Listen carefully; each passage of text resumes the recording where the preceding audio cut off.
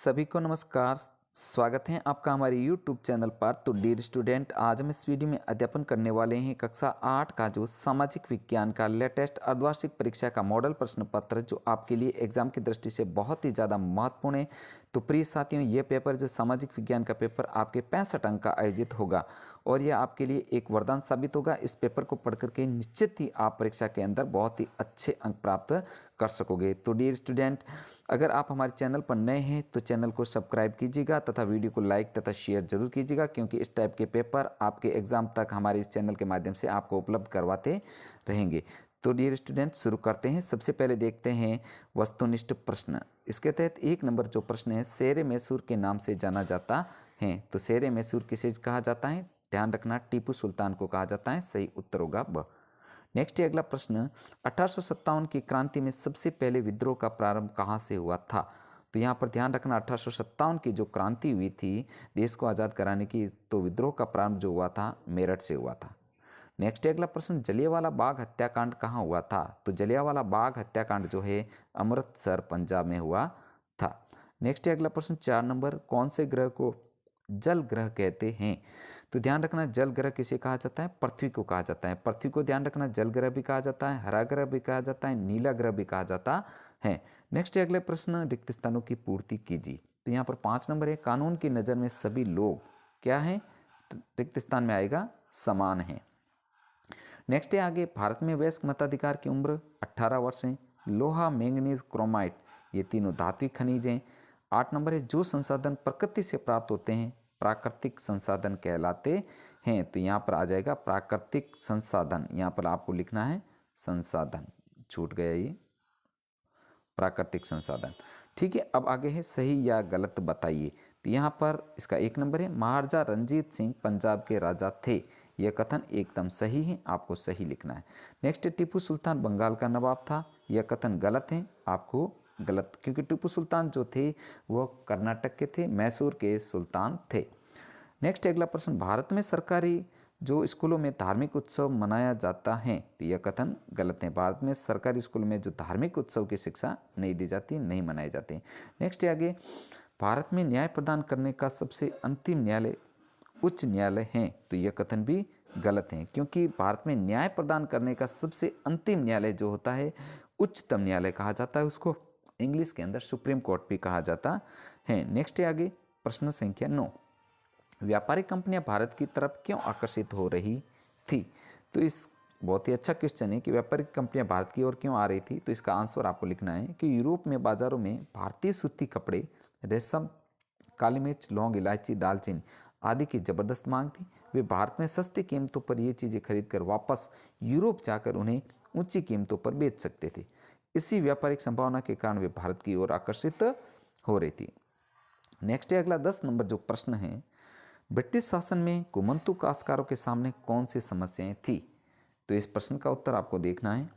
कुमंतु काश्तकार यहाँ वहाँ भटकते रहते थे और एक जगह ठहर कर नहीं रहते थे। वे चाहते थे कि आदिवासियों के समूह एक जगह स्थायी रूप से रहें और खेती करें। स्थायी रूप से एक जगह रहने वाले किसानों को नियंत्रित करना आसान था। अंग्रेज अपने शासन के लिए आमदनी का नियमित स्रोत भी चाहते थे। फलस्वरूप उन्होंने जमीन के बारे में कुछ नियम लागू किए। कुछ किसानों को भूस्वामी और दूसरों को पट्टेदार घोषित किया गया। पट्टेदार अपने भूस्वामियों का भाड़ा चुकाते थे और भूस्वामी सरकार को लगान देते थे। आदिवासी झूम काश्तकारों को स्थायी रूप से बसाने की अंग्रेजों की कोशिश बहुत कामयाब नहीं रही। जहाँ पानी कम हो और मिट्टी सूखी हो, वहाँ हलों से खेती करना आसान नहीं होता, बल्कि हलों की मदद से खेती करने वाले झूम काश्तकारों को अक्सर नुकसान ही हुआ, क्योंकि उनके खेत अच्छी उपज नहीं दे पाते थे। इसलिए पूर्वोत्तर राज्यों में झूम काश्तकार इस बात पर अड़े थे कि उन्हें परंपरागत ढंग से जीने दिया जाए। व्यापक विरोध के फलस्वरूप अंग्रेजों को आखिरकार उनकी बात माननी पड़ी और ऐसे कबीलों को जंगल के कुछ हिस्सों में कुमंतु खेती की छूट दे दी गई। तो प्रिय साथियों, आपसे रिक्वेस्ट है, वीडियो को लाइक तथा शेयर जरूर कीजिए, जिससे मोटिवेशन मिले। आपको हमारे चैनल के माध्यम से जो हाफ ईयरली एग्जाम के संपूर्ण जो है मॉडल प्रश्न पत्र उपलब्ध करवाए जाएंगे। साथियों बने रहे। और हाँ, अगर चैनल पर आप हमारे नए हैं तो चैनल को सब्सक्राइब कीजिए, क्योंकि इस टाइप का कंटेंट हमारे चैनल के माध्यम से आपको उपलब्ध करवाया जा रहा है। अब अगला प्रश्न देखते हैं, रोलेट एक्ट। तो रेलेक्ट एक्ट क्या है? बहुत ही अच्छा प्रश्न है और इम्पोर्टेंट है, वार्षिक में भी आपके आने की संभावना है। तो रेलेक्ट एक्ट को काला कानून भी कहा जाता है। ध्यान रखना, रेलेक्ट एक्ट को काला कानून भी कहा जाता है। यह कानून तत्कालीन ब्रिटिश सरकार द्वारा भारत में उभर रहे राष्ट्रीय आंदोलनों को कुचलने के लिए बनाया गया था।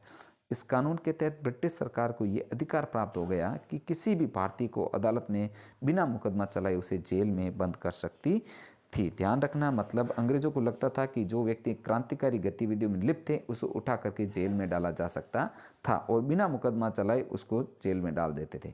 इसी वजह से रेलेक्ट एक्ट को काला कानून भी कहा जाता था। अब आगे प्रश्न संख्या 12, राजस्थान में प्रथम रेल कब व कहाँ चली थी? इसका उत्तर है, राजस्थान में प्रथम रेल जो 1874 में बांदीकुई दौसा से आगरा फोर्ट तक चली थी। ध्यान रखना, बांदीकुई कहाँ पर है? दौसा में।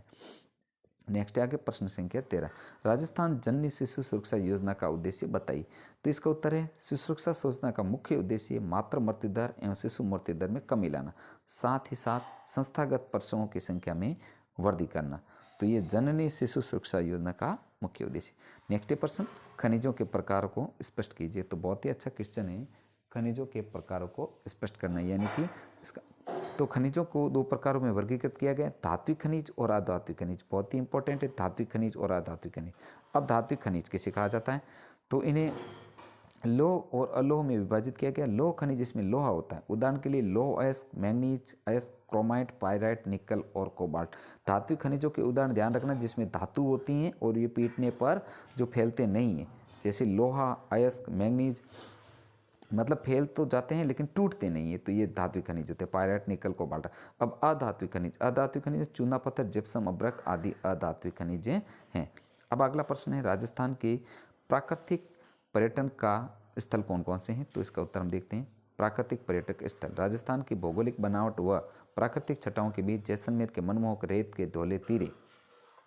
अब यहाँ प्राकृतिक में जैसे झीलों की नगरी उदयपुर में जयसमंद, फतेह सागर, पिछोला, उदय सागर आदि झीलें, शिल्पग्राम, सिरोही का प्रसिद्ध माउंट आबू, नक्की झील, अजमेर में पुष्कर झील, राजसमंद में राजसमंद झील, चित्तौड़गढ़ में चूलिया जलप्रपात व मेलनाल जलप्रपात, सवाई माधोपुर का रणथंभौर राष्ट्रीय उद्यान, अलवर का सरिस्का राष्ट्रीय उद्यान, भरतपुर का केवलादेव घना राष्ट्रीय पक्षी विहार, जैसलमेर बाड़मेर में स्थित राष्ट्रीय मरु उद्यान, कोटा में चंबल नदी के किनारे स्थित घड़ियाल तथा मगरमच्छों के संरक्षण के लिए चंबल अभ्यारण्य प्रमुख हैं। तो ये जो प्रमुख है प्राकृतिक पर्यटन स्थल। अब अगला प्रश्न है प्रश्न संख्या 16, अंतिम मुगल बादशाह ने अपने आखिरी साल किस प्रकार बिताए? बहुत ही अच्छा क्वेश्चन है ये भी, तो इसका उत्तर देखते हैं। मुगल बादशाह बहादुर शाह जफर अंतिम मुगल बादशाह थे। इन्होंने इस विद्रोह की नई दिशा दी। विद्रोही ने आसानी से सजा दिलाने के लिए अंग्रेजों ने नए कानून पारित किए। बहादुर शाह जफर को आजीवन कारावास की सजा सुनाई गई। उनके बेटे को उनकी आंखों के सामने गोली मारकर हत्या कर दी गई और 1858 में उनकी बेगम जीनत महल को भी जेल में भेज दिया गया। नवंबर 1862 में बहादुर शाह जफर की रंगून में मृत्यु हो गई थी।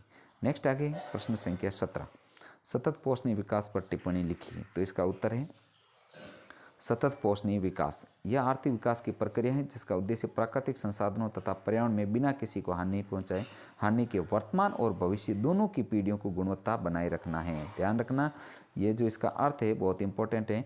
यह आर्थिक विकास जिसका उद्देश्य प्राकृतिक संसाधनों और पर्यावरण को बिना किसी हानि के वर्तमान तथा भविष्य की पीढ़ियाँ दोनों के लिए गुणवत्ता बनाए रखना। इस प्रकार इसको आपको हल करना है। अब आगे है प्रश्न संख्या 16, राजस्थान के मानचित्र में कोई 5 स्थान दर्शाई। तो यहाँ पर जैसे राजस्थान का मानचित्र का हम अलग से वीडियो जारी करेंगे, उसमें हम बताएंगे, लेकिन यहाँ पर भी बड़े तौर पे हम देख लेते हैं। जैसे राजस्थान का एक नक्शा, ये जैसे राजस्थान का नक्शा है। अब इसमें सबसे पहले गंगानगर बना है, तो गंगानगर सबसे उत्तर में ऊपर, ध्यान रखना। फिर जयपुर है, राजस्थान की राजधानी जयपुर यहाँ पर है। फिर उदयपुर है दक्षिणी राजस्थान में, यहाँ पर है। जोधपुर आपके यहाँ आ जाता है, ध्यान रखना। जोधपुर का स्थान यहाँ पर, ये जैसलमेर है और उसके पास में जोधपुर है। फिर आपके बांसवाड़ा दक्षिणी राजस्थान में, यहाँ पर बांसवाड़ा है। प्रतापगढ़ और बांसवाड़ा दोनों दक्षिण। इस प्रकार ये मानचित्र आपको कंप्लीट करना है। तो प्रिय साथियों, हमने इस वीडियो में जो कक्षा 8 का जो यह सामाजिक विज्ञान का हाफ ईयरली का मॉडल प्रश्न पत्र है, जो आपके लिए सामाजिक विज्ञान का बहुत ही ज़्यादा महत्वपूर्ण ये प्रश्न पत्र हैं, इसको पढ़ करके निश्चित यहाँ परीक्षा के अंतर बहुत ही अच्छे अंक प्राप्त करोगे।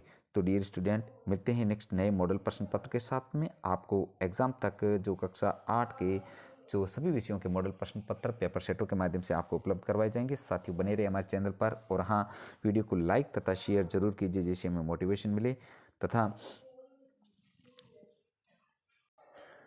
चैनल पर अगर नए हैं तो चैनल को सब्सक्राइब भी कीजिएगा। धन्यवाद।